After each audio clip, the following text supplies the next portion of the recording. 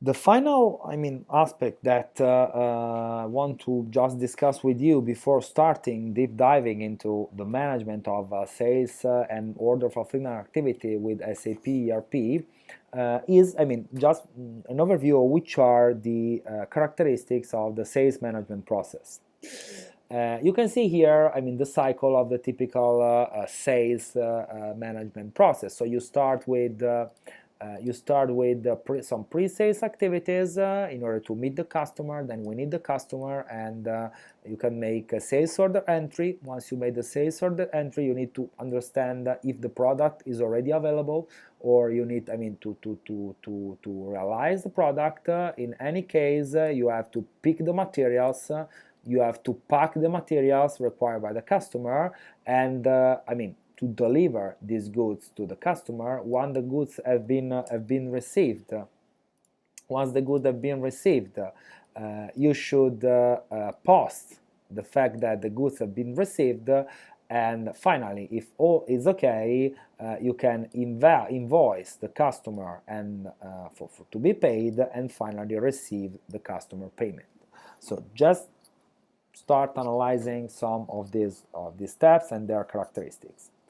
The first things that I want to be aware of is the fact that when we talk about pre-sales activities, we usually refer to all we call customer relationship management, which is, a managerial strategy, how to manage the relationship with the customer, but it is also a part of the ERP system.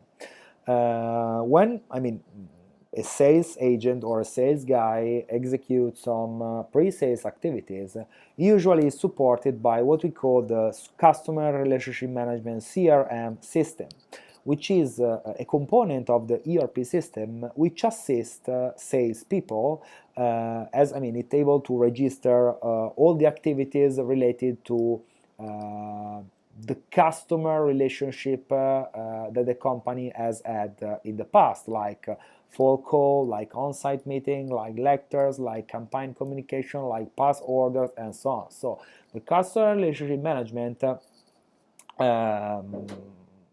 part of the system register all the information which are related to a customer and make them available to the sales force in order to plan their sales activities. This is, an example of how a customer relationship management system look like. As you see here, it is the client, and we can see that from the system we can extract which was the first contact person, which were the past sale activity, which was the past communication between the parties, the contact information, the general company info, the credit limits and usage, the current back orders, and so on. So the customer relationship management system gives you a 3060 view of your customer and makes your sales force to be prepared in order to sell something more and understand also what needs to be sold to the customer in the near future. Once the contact with the customer has been established, the customer, and if it's satisfied with the meeting, can issue what we called already a request for quotation. The request of quotation is, the equivalent in the supplier perspective of what we saw in the procurement part. So here is the customer who is requesting a quotation from a supplier, which is the same that we saw when we talk about the quotation that the buyer asked for to a supplier. So in this case, we need to manage the quotation from a supplier perspective. And next, for example, how a customer quotation looks like. This is, a real simple quotation, because it refers to, some bunch of pencils, but this is exactly what the customer is expecting. So it's a quotation of type of pen, unit price, and quantity and total. So you send this, maybe you can describe a little bit what you are providing to the customer. This is an example of a quotation coming from a supplier after a customer inquiry. When a customer is satisfied with your quotation, so the customer has confirmed the sales with the purchase order. On the sales side, a sales order is generated.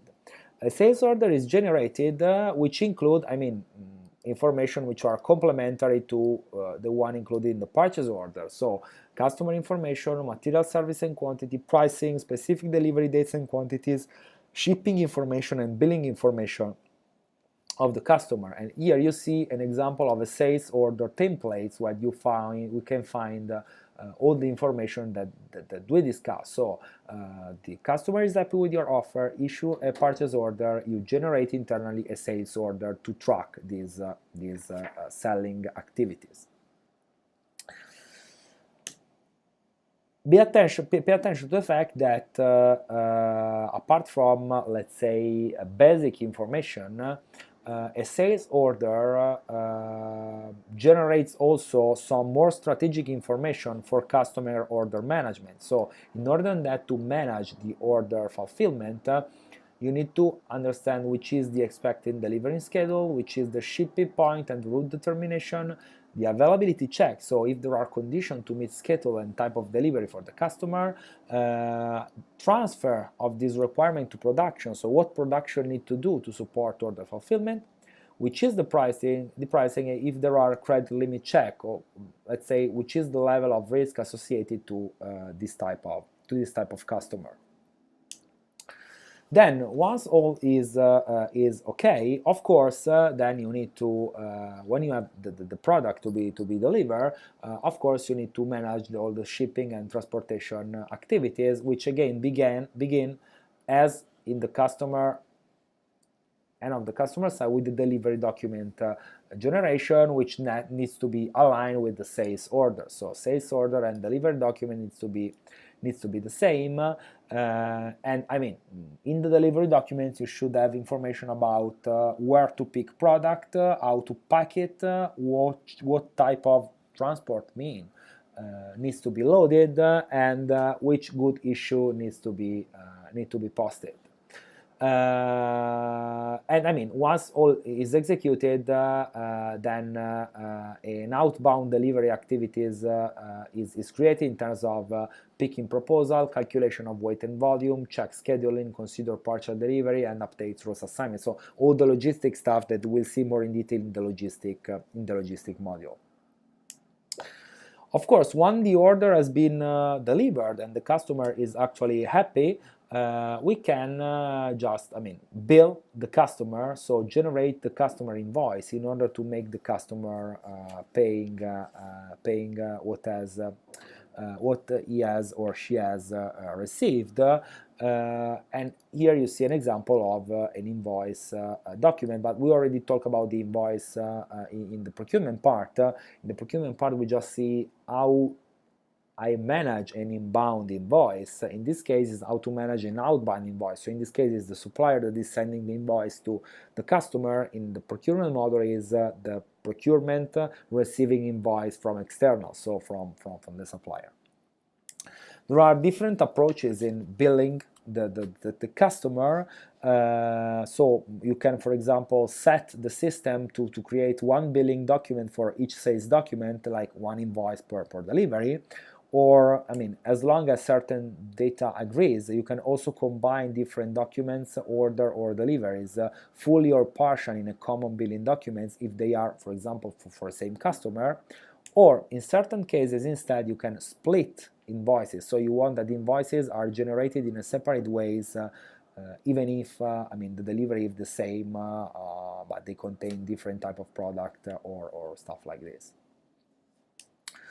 The final step, instead, is the payment, of course. It's the last step, but not least, because it's the fundamental step of the order fulfillment. So the final step, the customer needs to pay you.